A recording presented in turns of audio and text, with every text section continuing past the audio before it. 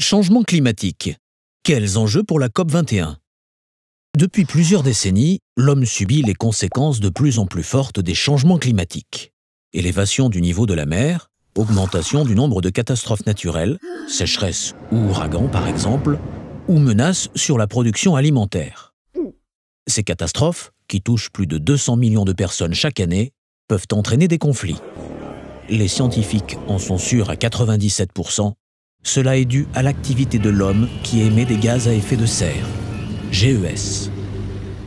C'est pourquoi, en 1992, les pays membres de l'ONU se sont réunis à Rio lors du sommet de la Terre et ont créé la Convention cadre des Nations Unies pour le climat, qui prévoit entre autres des actions pour limiter la hausse des températures. Depuis 1995, des conférences des parties, COP, sont organisées chaque année pour mettre à jour la Convention. En 1997, suite à la COP de Kyoto, certains pays développés et historiquement responsables des émissions se sont engagés à réduire d'ici 2012 leurs émissions de GES de 5% par rapport à 1990. Mais ce n'est qu'un début, car il faudrait que ces pays réduisent leurs émissions d'au moins 75% d'ici 2050 pour limiter la hausse des températures à 2 degrés. En 2009, la COP de Copenhague a tenté de trouver une solution pour prolonger ces engagements, sans succès.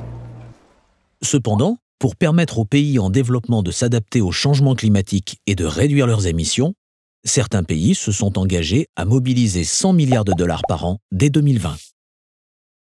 Fin 2015, la 21e édition de la COP se tiendra à Paris. Mais avant, tous les pays devront remettre à l'ONU leurs propositions de contribution volontaire à la réduction d'émissions de GES.